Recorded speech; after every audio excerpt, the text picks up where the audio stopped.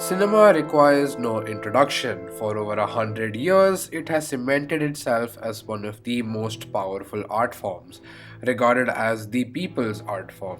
Cinema has allowed millions of people to escape into a different world and helped them open their eyes to ideas, people, and places foreign to them. Cinema is a machine of empathy and has the power to change lives, institutions, or even societies. We all have favorite films we cherish. There is something so exciting about being in a room full of people ready to be transported to another world as the lights go out. Cinema was, and to an extent still is, the most widely celebrated art form in the world. There are films that have changed the world in small and big ways. It's the art form that for over a century has produced greats like Citizen Kane or Bicycle Thieves. And yet somehow it feels like cinema is dying. Or, well, dying is quite a bold statement. Depending on who you ask, people may agree or disagree with the fact that cinema is dying a dramatic death. But no one would deny that things are changing, and they're changing rapidly. In the video by Thomas Flight titled Is Martin Scorsese Right About Cinema Dying? It is mentioned that the rate of change has accelerated over the past few years. As ticket sales trended down, online streaming became dominant. Netflix rose to prominence. It sounds a bit dramatic, but there is proof that the film industry has rarely had to adapt to such major changes in the past. The motion picture is never going to die out. The world will always need forms of entertainment and movies to provide that. But it's the art that is arguably in trouble. So, what is cinema? In an age where we are constantly bombarded by a seemingly endless barrage of content, I think it is crucial to remember what made film cinema in the first place. While this distinction is easier shown than said and could also sound like an unnecessary and pretentious distinction, I feel it's one that people in the industry have to make if the art form should return to its previous glory. There is no right or wrong answer to what makes cinema, but intent goes a long way in categorizing it. Referring to Thomas Wright's video, he makes an attempt to define cinema. It's an interesting and important discussion that is required to be made, a distinction between individual creative stories and movies that are tied to a larger franchise. As he mentions, it's not a distinction between drama films or action films. Instead, it's a distinction made based on intent. The definition, simply put, categorizes cinema as films made by artists with the intent of creating a work of art and not by businessmen or businesswomen with the intent of generating commercial profit. I agree wholeheartedly with both the opinions of Thomas Flight and Martin Scorsese. A film that's crafted by artists with the intent of being an artwork is the most basic definition of what cinema is, whereas something created by a large corporation with the intention of financial gain isn't. Films like The Godfather or Seven Samurai would generally be considered cinema, whereas movies like the newest Marvel movie have taken the medium to a nearly unrecognizable form. However, Scorsese's definition of cinema also includes the experiential aspect of cinema. He includes the act of leaving your home and going to the theater and watching a film with other people as an integral part of what makes cinema cinema. I sort of disagree with this, as I don't think the medium where the film is viewed makes a difference anymore. One can have the same experience of watching a film on a laptop at home that they can have on a giant screen in a cinema hall.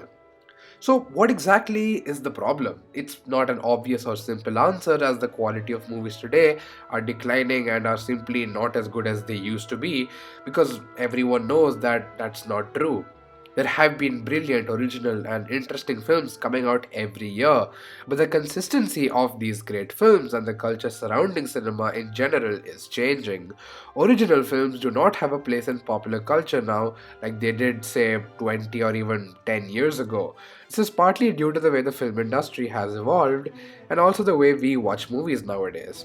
Ever since movie studios realized that they could make a lot more money producing giant tentpole franchise films that, in the opinion of celebrated experienced filmmakers, are closer to theme park rides rather than actual films.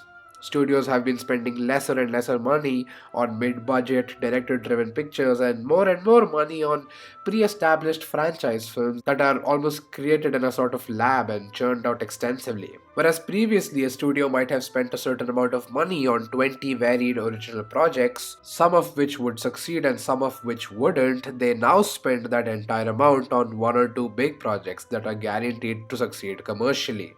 Out of the top 50 most financially successful films of the past decade, only 3 of them were not a sequel, remake, or based on a pre existing franchise.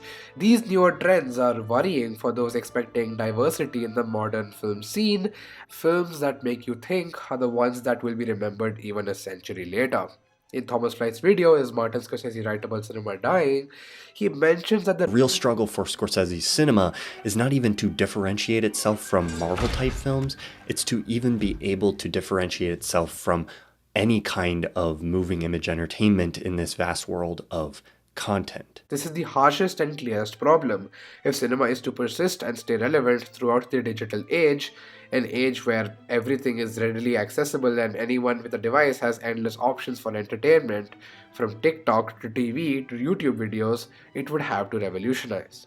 This isn't to say that tentpole blockbuster films are killing cinema. These big budget events clearly have a large audience and bring people to theaters, but the problem arises when these end up being the only films that are playing in theaters. It is a subjective thing, of course, but most people involved with cinema in some way or another would agree that there is a stifling of creativity and originality in the film industry right now, and it is getting tougher by the minute to produce or release an original film. There are many reasons as to why it seems like mainstream cinema nowadays is floating towards a complete lack of variety, and why a large portion of the biggest movies seem to be produced on a factory line. From Disney buying out theaters to studios not giving directors freedom with their work, the industry is heading towards an uncertain future. In an era when cinema no longer truly has the impact it did before, an era when nobody watches the Oscars anymore, and a lot of people don't want to go to the theater unless it's for an event that demands to be seen on the big screen, and with independent movies finding lesser and lesser real estate, the pandemic happened. And during the pandemic, streaming services found their permanent hold on the audience and have, for better or for worse, changed cinema forever. For all the drawbacks of streaming services, they may have done more good than bad, introducing people to films that they may not have otherwise seen and providing a platform for films that may not have been distributed widely. These recent trends in the industry are worrisome, but cinema may not be permanently doomed. In the 1940s, when the television was first invented and studio heads were frightened of their competition, they were forced to innovate. The competition presented by television led to the invention of Cinerama and eventually CinemaScope. Ladies and gentlemen, this is Cinerama. It was the invention of the widescreen film. Suddenly, the cinema provided an experience that you could not get at home, and films broke their previous boxed format. Cinema is going through a similar phase due to the internet, and bringing people back to theaters is not an easy task. However, going back to cinema's roots, filming on location with real sets and telling stories that make you think is the right place to start. Art has always had to deal with the consequences of capitalism, and the recent occurrings are nothing but a reflection of that. There are still, however, talented and passionate people working to bring something new to the table, and the audience has proved themselves that they are ready to watch something truly great. In the digital age, it has never been easier to shoot a film, and the indie cinema scene is rising, with smaller budget films gaining popularity and emerging new voices making a name for themselves. All of this, in my opinion, is important. It's important to anyone with an inkling of appreciation for movies and anyone who wants to do anything in the world of cinema. There is a statement Thomas Wright made in his video that asked the question, what is the value of cinema? Cinema, while it can be entertaining, won't just entertain you for 2 hours.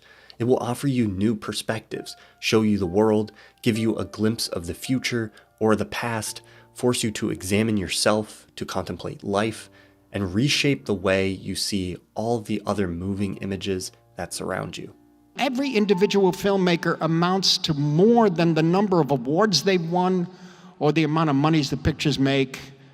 And every individual viewer, it's you, amounts to more, much more than the data that has been collected about them, huh? The future of cinema is always changing and is a hard thing to predict. The debate on whether cinema is dying or declining is unwinnable as both sides have plenty of evidence. Personally, while cinema's future does seem uncertain, as long as there are people who truly love cinema, they will keep it alive. It has never been easier than now to make a film. For almost no cost whatsoever, anyone with a phone and a will can do it. Independent filmmaking has never been easier and more widespread. The current generation of promising young filmmakers are experimenting in various ways and are telling the stories that they want to for those that are listening.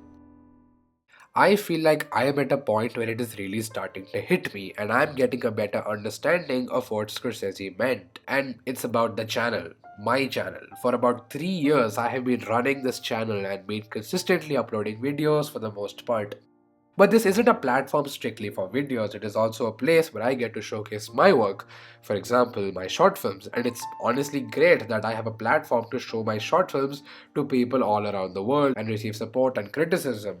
But I've been thinking recently and realized that there is something that has been bothering me. Since there are many videos and short films on my channel, I am at a point where I'm wondering what's the difference between my videos and my movies. My movies now feel like content that are just mingled with my videos. I feel like there has to be a distinction between the two. I still love making videos and I love making movies, and although there are a lot of similarities in making the two, they are inherently different. But the fact that all of them are in my channel makes my films feel like they're lost amidst the many videos that I have made. And this forced me to think about what Scorsese had said about algorithms and curation, as I've talked about in this video. I know the business has changed, and everything changes all the time. Impermanence, that's what it's about. It's wide open, though, now. You can watch everything, anytime, anywhere. And it puts a burden on you, on the viewer. I'd heard conversations about this before, but the effect this has had on me really forced me to think about it. This essay was written by my good friend Dhruv, and I decided to make it into a video because he had perfectly encapsulated my thoughts regarding this very topic in a way that I myself could not conjure into words. But yeah, this is what we have to say regarding the future of cinema. Let us know what you think in the comment section. I think this would be a fantastic starting off point for discussion. Give Dhruv a follow on Instagram and on Letterboxd, where he posts reviews on the films he watched. Thank you so much for watching this video. Like, share, subscribe. You know what to do. All and any forms of support would be appreciated. And yeah, that's it. I will see you in the next video.